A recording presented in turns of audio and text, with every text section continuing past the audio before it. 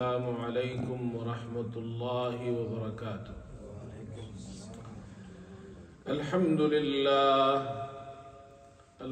للہ وکفی وسلام علی عبادہ الذین اصطفی، اما بعد فاعوذ باللہ من الشیطان الرجیم، بسم اللہ الرحمن الرحیم۔ وَإِذْ بَوَّأْنَا لِإِبْرَاهِيمَ مَكَانَ الْبَيْتِ أَلَّا تُشْرِكْ بِي شَيْئًا وَطَهِّرْ بَيْتِيَ لِلطَّائِفِينَ وَالْقَائِمِينَ وَالرُّكَّعِ السُّجُودِ وَأَذِّن فِي النَّاسِ بِالْحَجِّ يَأْتُوكَ رِجَالًا وَعَلَى كُلِّ ضَامِرٍ يَأْتِينَ مِنْ كُلِّ فَجٍّ عَمِيقٍ۔ صدق اللہ مولانا العظیم۔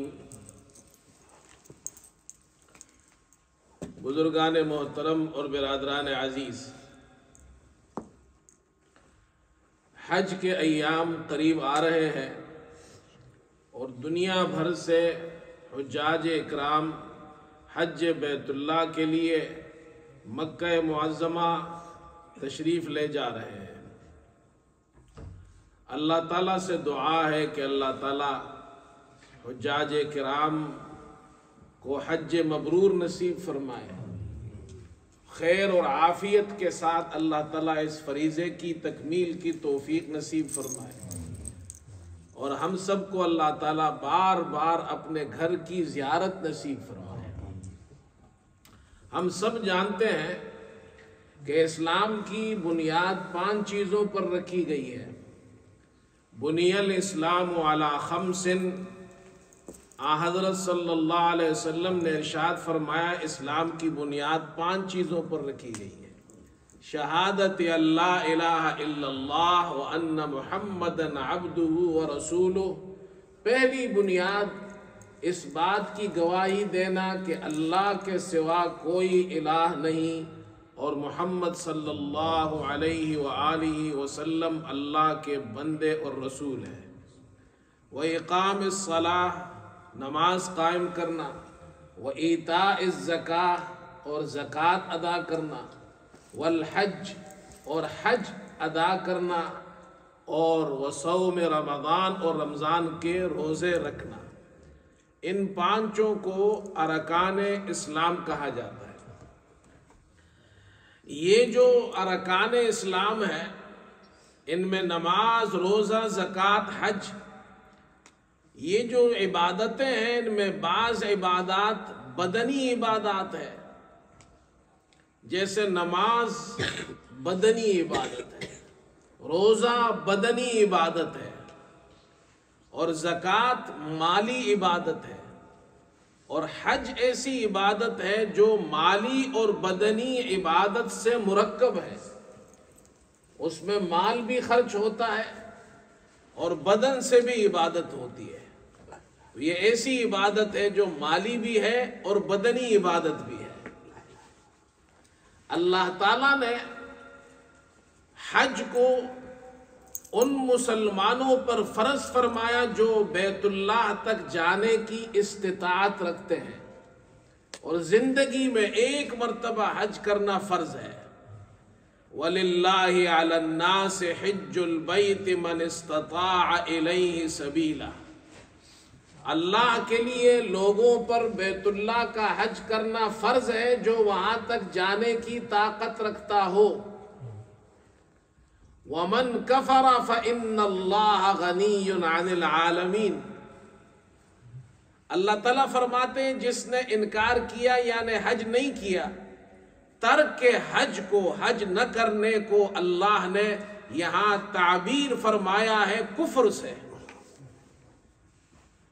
کہ جس نے حج کا انکار کیا یعنی حج نہیں کیا۔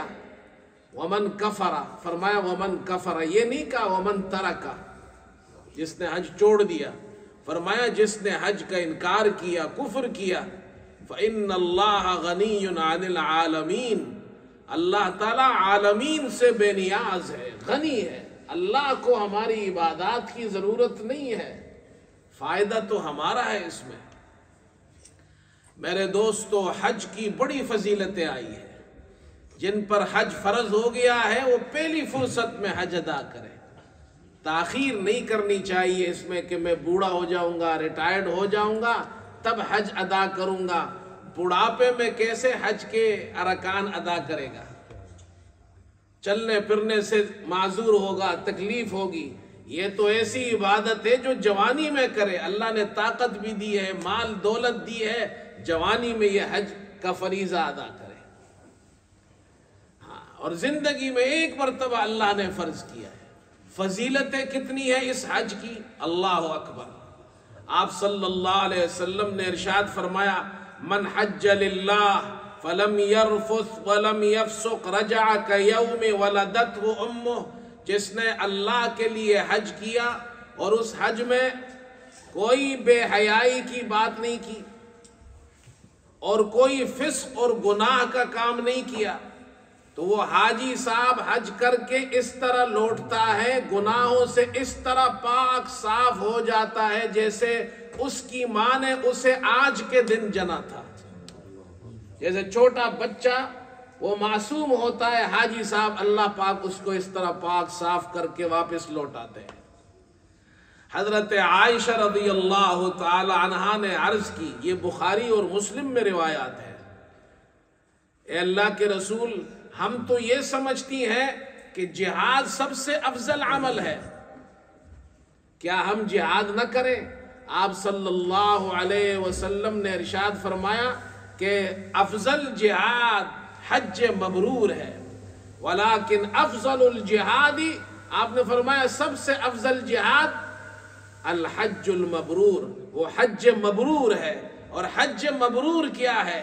حج مبرور یہ جس میں دو باتیں پائی جائے، ایک یہ کہ اس میں گناہ نہ ہو، دوسرا یہ کہ حلال مال سے وہ حج کیا ہو۔ آپ صلی اللہ علیہ وسلم نے ارشاد فرمایا، حج مبرور کی جزا وہ جنت ہے، لیس لہ جزاء الا الجنہ، حج مبرور کا بدلہ جنت ہے۔ اور حج ایسی عبادت ہے، آپ صلی اللہ علیہ وسلم نے ہمیں اس کی ترغیبات دی ہے۔ آپ صلی اللہ علیہ وسلم نے مسلمانوں کو ترغیب دی ہے کہ وہ حج ادا کریں، اس کے فضائل بیان کیے، اس کے کیا بدلہ اللہ عطا فرماتا ہے۔ اور اگر حج فرض ہو پھر بھی کوئی حج نہیں کرتا، کوئی عذر نہیں ہے، تو آپ صلی اللہ علیہ وسلم نے ارشاد فرمایا، من لم یمنعہ من الحج حاجت ظاہرہ او سلطان جائر او مرض حابس فمات ولم يحج فلیمت ان شاء یہودیا وان شاء نصرانیا، کہ کسی کو حج سے روکنے والی کوئی ایسی ضرورت نہ ہو، کوئی ایسی مجبوری نہ ہو کہ وہ حج نہیں کر سکتا، یا ظالم بادشاہ بھی روکنے والا نہ ہو، یا کوئی عذر اور بیماری ایسی ہو کہ جو اس کو حج سے روکتی ہے، ایسا عذر بھی نہیں ہے، اس کے باوجود حج نہیں کرتا، حج فرض ہے، حج نہیں کرتا اور وہ مر گیا، آپ صلی اللہ علیہ وسلم نے ارشاد فرمایا، وہ چاہے یہودی ہو کر مرے چاہے نصرانی ہو کر مرے۔ اس لیے بھائی جب حج فرض ہو جائے پہلی فرصت میں اس کو ادا کریں۔ تو حج کے بڑے فضائل ہیں، میں نے یہ چند فضائل آپ کے سامنے بیان کر دیے۔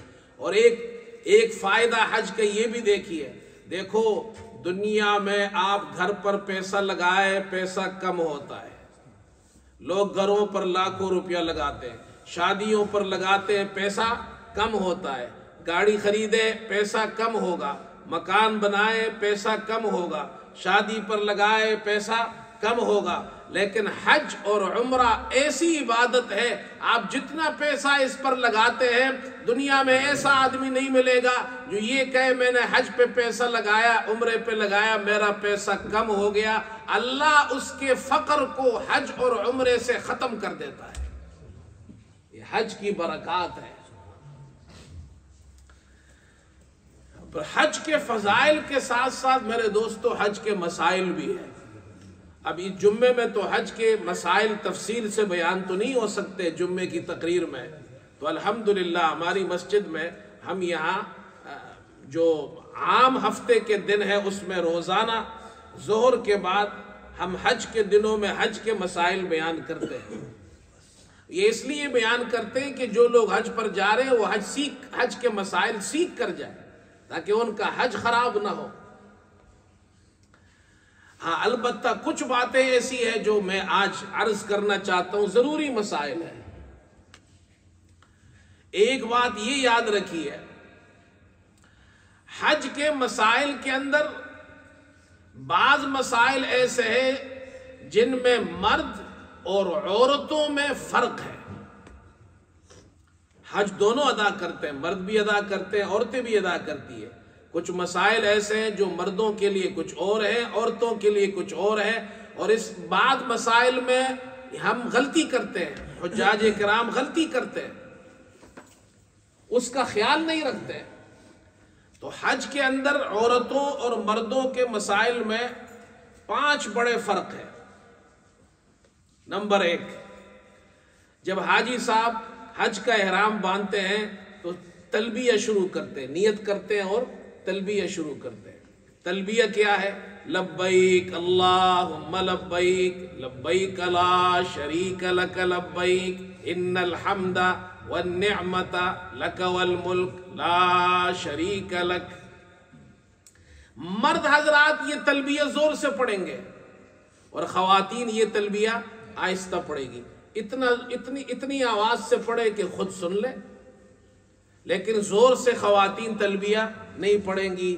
اس میں خواتین غلطیاں کرتی ہے۔ آپ نے دیکھا ہوگا حج کے گروپ ہوتے ہیں، مرد بھی زور سے پڑھ رہے ہیں، عورتیں بھی زور سے پڑھ رہی ہے۔ عورت کی آواز بھی عورت ہے، اس کے لیے زور سے تلبیہ پڑھنا نہیں ہے، آہستہ تلبیہ پڑھنا ہے۔ تو یہ پہلا فرق ہے۔ بیت اللہ کا طواف ہو رہا ہے، بعض گروپ کے اندر مرد خواتین، آگے ایک لیڈر ہوتا ہے زور زور سے دعائیں پڑھ رہا ہے، پیچھے مرد بھی زور سے پڑھ رہے ہیں، عورتیں بھی زور سے پڑھ رہی ہیں۔ صفا مروہ میں گروپ جا رہا ہے، مرد بھی زور سے چیخ رہے ہیں، عورتیں بھی زور سے پڑھ رہی ہیں۔ یہ غلط ہے، عورتوں کے لیے زور سے پڑھنا نہیں ہے۔ اور طواف کے دوران اس طرح چیخ چیخ کر دعائیں پڑھنا، دوسرے لوگوں کو تکلیف ہو، یہ ٹھیک بھی نہیں ہے۔ آہستہ آہستہ اللہ کا ذکر کرے۔ پہلا فرق یہ ہو گیا۔ دوسرا فرق، مرد کا احرام 2 چادریں ہیں، عورت کا احرام اس کا اپنا لباس ہے، اس کے لیے چادریں نہیں ہے۔ وہ اپنے آپ کو اچھی طرح لباس پہنے، اچھا لباس پہنے، اور سفید لباس پہننا یا سفید برقع پہننا بھی ضروری نہیں ہے خواتین کے لیے۔ بعض خواتین یہ سمجھتی ہے مردوں نے سفید احرام پہنے، ہم سفید برقع پہنیں گے، کوئی ضروری نہیں ہے۔ جس برقعے کے اندر ستر پوشی ہو وہ پہن لے، سر کو ڈھانپ لے۔ عورت کا چہرہ یہ عورت اس کو ڈھانپ نہیں سکتی ہے۔ ہاں پردے کے لیے وہ یہ ہے کہ کوئی چیز آگے رکھ لے، بس چہرے پہ نہ لگائے، یا وہ کیپ والی ٹوپی پہن لے، اس کے آگے جناب کیا ہے پھر وہ حجاب آ جائے۔ ہاں یہ فرق ہے مرد اور عورت میں۔ ایک بات یہ بھی یاد رکھے، خواتین اس میں غلطیاں کرتی ہے۔ وہ غلطی یہ کرتی ہے کہ جب وہ احرام کے اندر آ جاتی ہے خواتین، تو وہ یہ سمجھتی ہے ہم نے جو سکارف پہنا ہوا ہے، جو سر کے بال ہم نے ڈھانپے ہوئے ہیں، اب اس کو ہم کھول نہیں سکتے سکارف کو، تو وہ وضو کرتی ہے تو سکارف کے اوپر ہاتھ پھیرتی ہے، مسح کرتی ہے سکارف کے اوپر، اس سے مسح نہیں ہوتا۔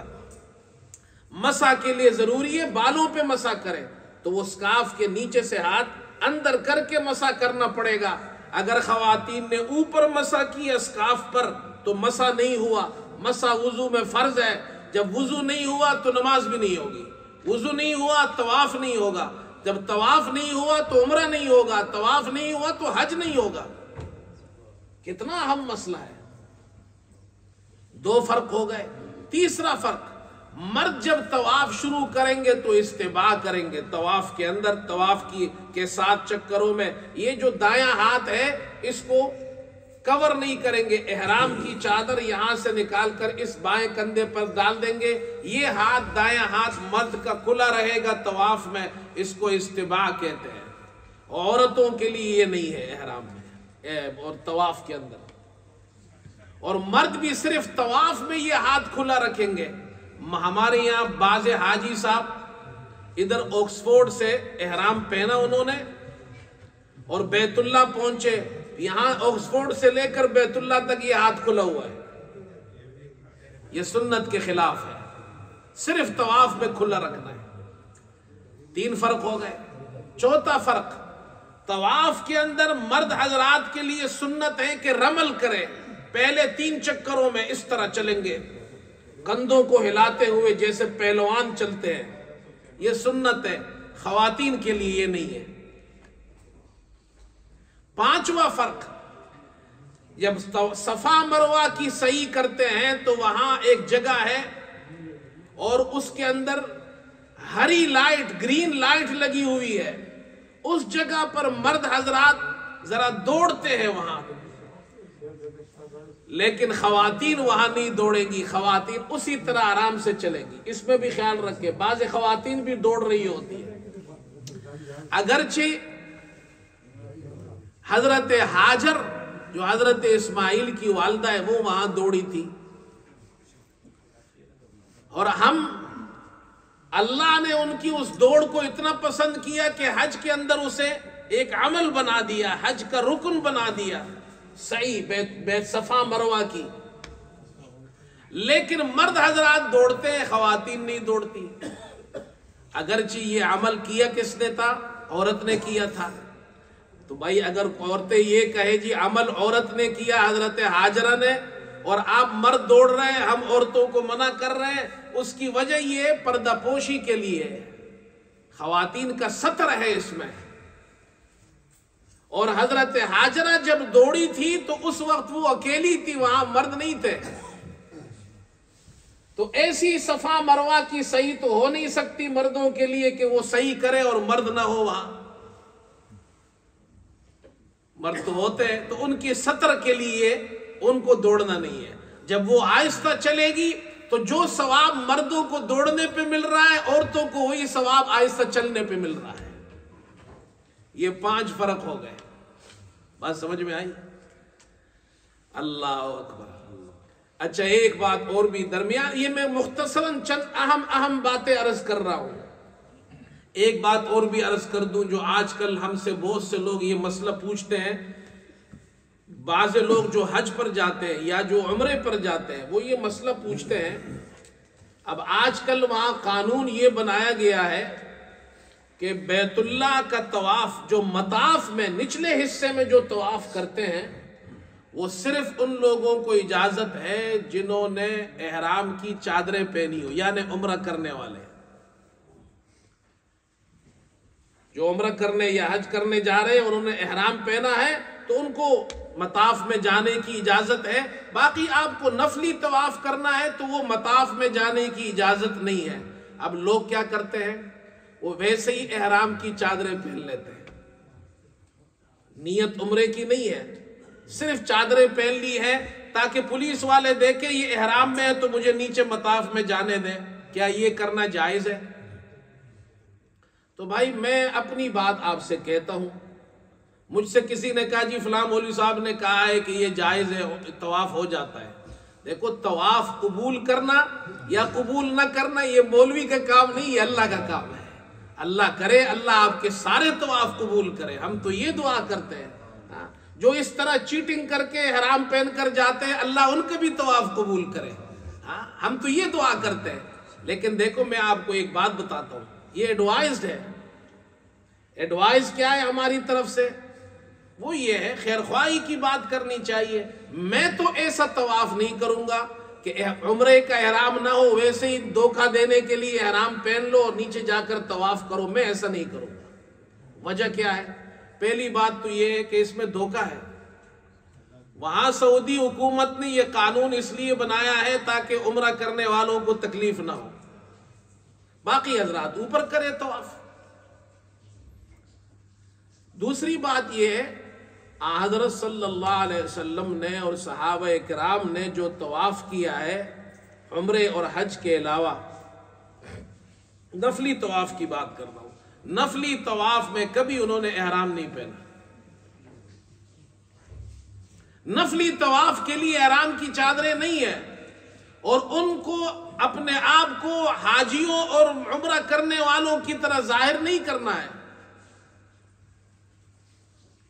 لہذا عام کپڑوں میں جب آپ نفلی طواف کر رہے ہیں، نیچے آپ کو نہیں چھوڑتے تو اوپر جا کر لیں، اور دھوکہ دینے سے بہتر یہ اوپر کر لیں۔ اس لیے بھائی وہ عمرہ کرنے والوں کو بھی تو وہاں اس لیے رکھا گیا ہے تاکہ ان کو سہولت ہو۔ اگر سب کے سب نیچے چلے جائیں اس طرح چادریں پہن کر تو جو عمرہ کرنے والے ان کو تکلیف ہوگی۔ ایسا نہیں کرنا چاہیے۔ نفلی طواف کرنا ہے آپ اوپر والے حصے میں کریں۔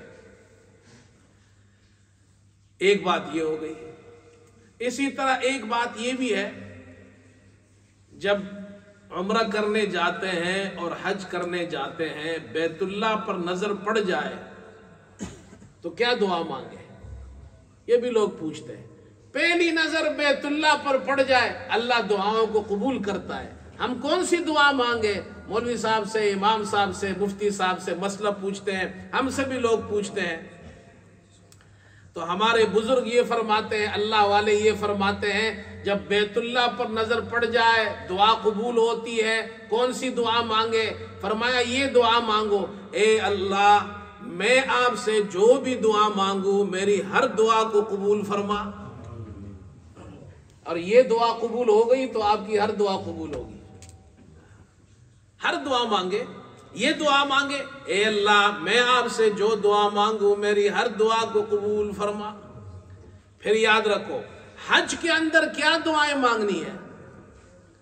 ایک آدمی کو میں نے دیکھا بیت اللہ کی دیوار سے چمٹا ہوا ہے اور دعائیں مانگ رہا ہے۔ اللہ سے سب کچھ مانگنا چاہیے، لیکن وہ کیا مانگ رہا ہے؟ کہتے ہیں floss floss floss floss floss floss, پیسے کو کہتے ہیں، منی کو، منی منی، وہ عربی میں کہتے ہیں floss floss floss floss.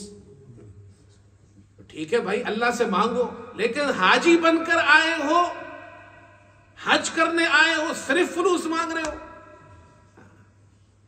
Floss floss لگا ہوا ہے۔ اب قرآن میں دیکھو اللہ نے حاجیوں کو کیا کہا ہے، فرمایا جو لوگ، یہ سورہ بقرہ میں الحج اشہر معلومات، جہاں حج کا ذکر اللہ نے کیا ہے اسی رکوع میں اللہ فرماتے ہیں اللہ اکبر۔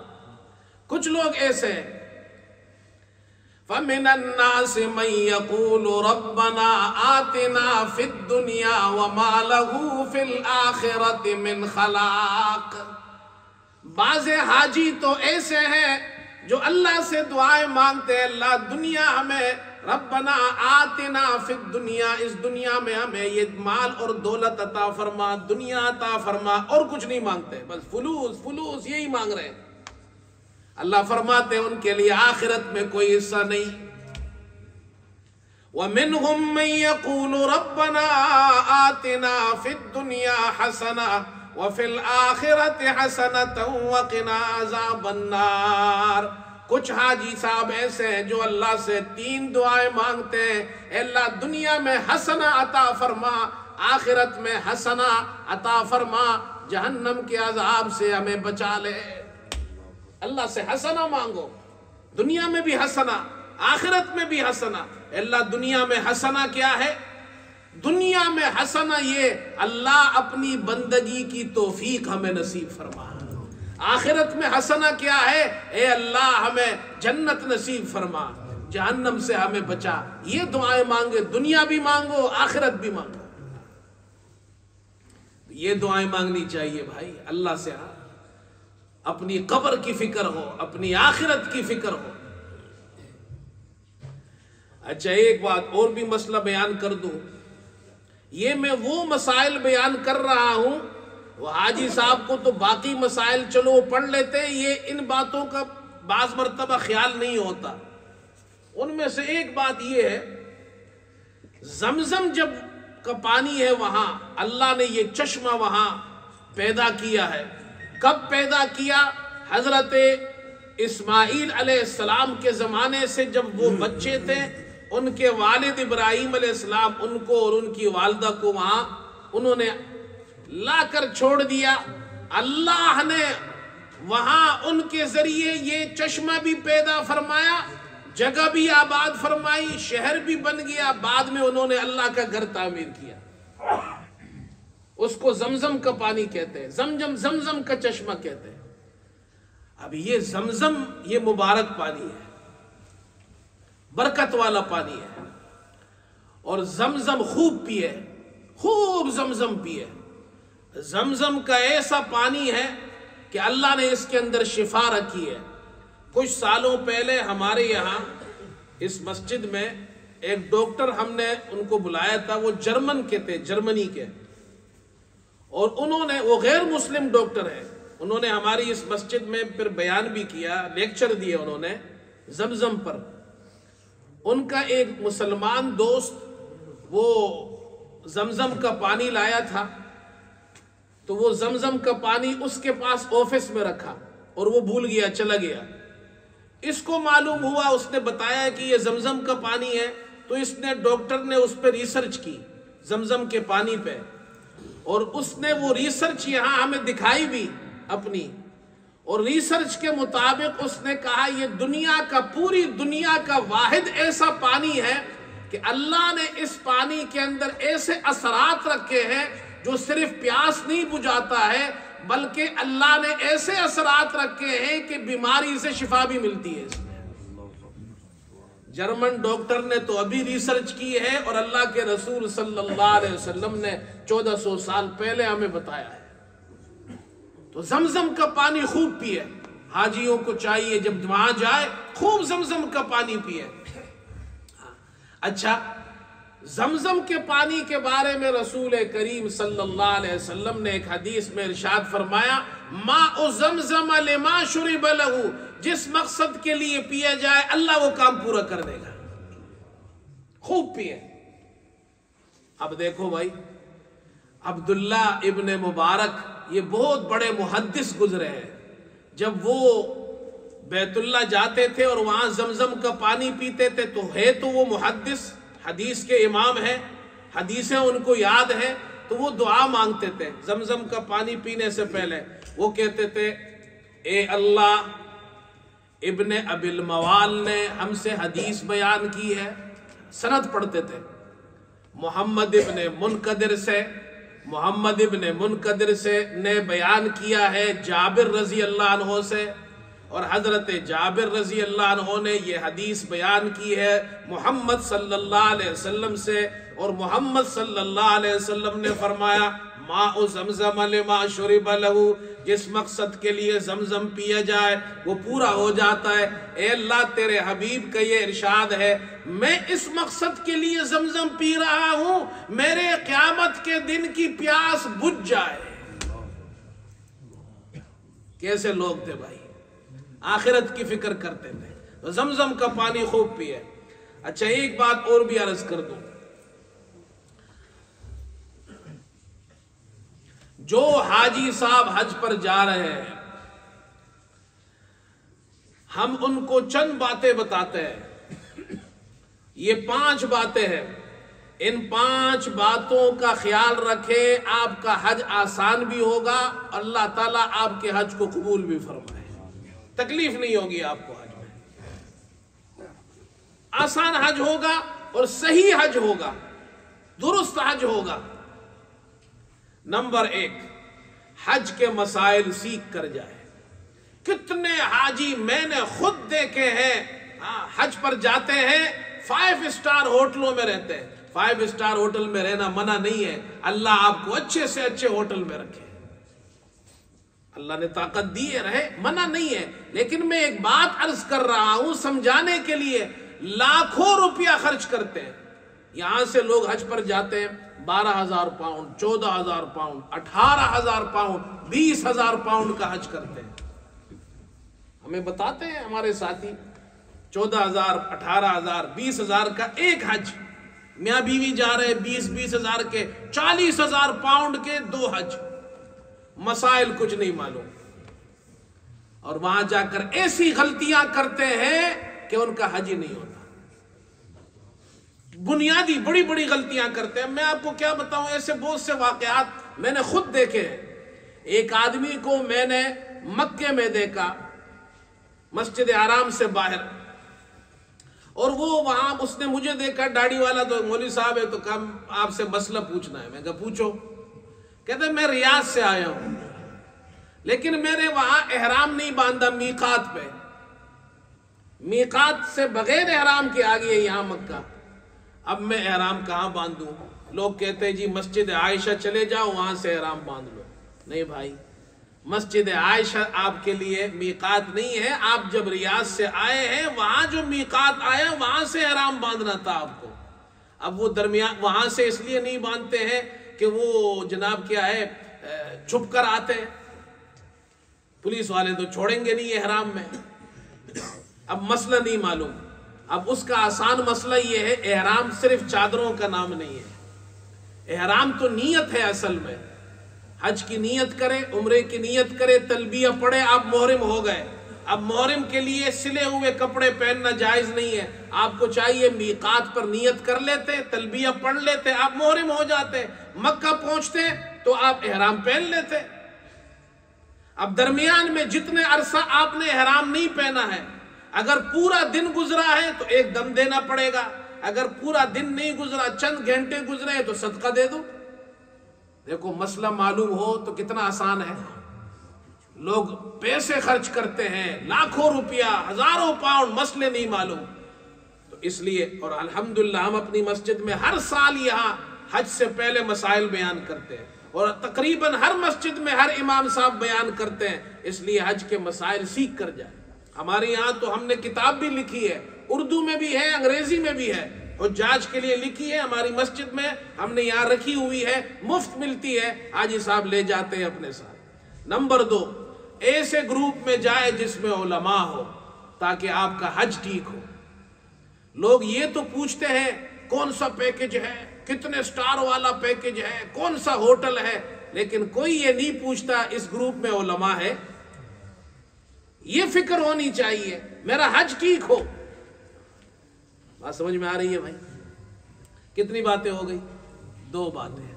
تیسری بات، جب وہاں چلے جائے، عام طور پر لوگ حج تمتع کرتے ہیں. حج تمتع یہ ہے، پہلے آپ نے عمرہ کیا، اس کے بعد احرام سے نکل گئے. جب حج آئے گا تو پھر حج کا احرام باندھیں گے. اب یہ عمرے اور حج کے درمیان جو عرصہ ہوتا ہے، اس عرصے میں ہمارے حاجی صاحب وہ کہتے ہیں میں تو پہلی مرتبہ آیا ہوں، دبا دب عمرے کر رہے ہیں. روزانہ مسجد عائشہ جاتے ہیں، پھر وہاں سے آتے ہیں عمرہ کرتے ہیں. بھائی حج تمتع میں جو رسول کریم صلی اللہ علیہ وسلم نے اور صحابہ اکرام نے جو حج کیا ہے، ایک عمرہ کیا، اس کے بعد حج کیا، درمیان میں عمرے نہیں کیے. حج قران میں بھی ایک عمرہ ہے، اس کے بعد حج ہے، لیکن احرام وہی ہے. حج تمتع میں عمرے کے لیے الگ احرام ہے، حج کے لیے الگ احرام، درمیان میں پھر عمرے نہیں ہے. بہتر ہے طواف کرے. ٹھیک ہے. نمبر 4، اللہ اکبر، وہاں جب حاجی صاحب حج کے لیے جاتے، گرمی بہت ہے، جون میں حج ہے. اب جناب حج سے پہلے وہاں رہتے، دبا دب ٹھنڈا ٹھنڈا شربت پی رہے ہیں، آئس کریم کھا رہے ہیں. اس لیے گرمی ہے، سخت گرمی ہے. انگلینڈ والوں کو، ہم جیسے جاتے ہیں ہمیں تو بہت گرمی لگتی ہے. اندر اے سی میں، فل اے سی میں بیٹھتے ہیں، باہر نکلتے ہیں فل گرمی ہوتی ہے، اوپر سے ٹھنڈا ٹھنڈا برف والا پانی شربت پی رہے ہیں. 2 دن بعد بیمار ہو گئے، حج خراب ہو جاتا ہے. اس لیے بھائی وہاں کھانے پینے میں بہت خیال رکھیں. ٹھنڈا مشروب اس طرح، اس لیے پورے سال تو ہم یہاں ٹھنڈا پیتا نہیں ہے اتنا، وہاں جا کر اتنا ٹھنڈا پیتے ہیں تو بیمار ہو جاتے ہیں. یہ بہت خیال رکھے حج سے پہلے کھانے پینے کے اندر.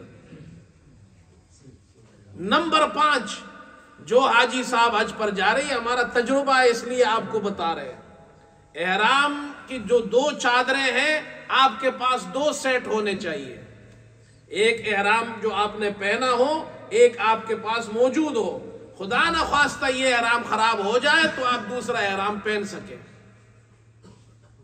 نمبر 2، اسی کے اندر آخری نمبر میں یہ احرام، جوتے یعنی چپل جو آپ پہنتے ہیں مرد حضرات، خواتین تو جوتے پہن سکتی ہے، مرد حضرات تو وہ ایسے چپل پہنے جو اوپر، جو پاؤں کا یہ پیر کا اوپر والا حصہ ہے یہ کھلا ہوا ہو۔ یہاں اچھے اس طرح کے چپل مل جاتے ہیں، کمفرٹیبل چپل اپنے ساتھ لے جائے، پیسے زیادہ خرچ کر کے اچھے جوتے لو بھائی۔ میں یہاں لوگ، اس دن بھی ایک بات ہو رہی تھی، وہ کہتے جی اس جگہ بڑی سستی چپل مل رہی ہے، میں کہا سستی نہیں، ذرا مہنگی لو، 20 پاؤنڈ کے بجائے 40-50 پاؤنڈ والی لو، 60 پاؤنڈ والی لو، حج اچھا ہوگا آپ کا۔ کمفرٹیبل چپل لے اور 2 جوڑے اپنے پاس رکھے، اس لیے کہ حج میں چلنا ہوتا ہے۔ اور حاجی صاحب اگر جوتے آپ کے چپل اچھے نہیں ہوں گے، یا عورت ہے اس کے جوتے اچھے نہیں ہیں، اس کو تکلیف ہوگی۔ 2 جوڑے یہ بھی لے جائیں، اور اس کے علاوہ ایک چھتری ہونی چاہیے آپ کے پاس۔ گرمی وہاں بہت سخت ہے، ہیٹ سخت ہے، سر تو ڈھانپا ہوا ہوتا نہیں ہے، کھلا ہوتا ہے۔ بزرگ، ایسے بزرگ ہم نے دیکھے، وہ جناب شیطان کو کنکری مارنے جا رہے، دوپہر کا وقت ہے، سخت دھوپ ہے، اور جناب ہیٹ لگی، نیچے گرے، بے ہوش ہو گئے۔ چھتری آپ کے پاس۔ اور چوتھی چیز، پانی کی ایک بوتل ہو آپ کے پاس۔ پانی ہر جگہ ملتا ہے، پانی کی بوتل رکھیں، جہاں پانی اس میں ڈالے، اس میں بھرے اور پانی پیتے جائے۔ یہ تجربات کی باتیں ہیں، ان باتوں کا خیال رکھیں گے، آپ کا حج آسان بھی ہوگا، حج صحیح بھی ہوگا۔ اللہ ہم سب کو عمل کی توفیق عطا فرمائے۔ وآخر دعوانا الحمدللہ رب العالمین۔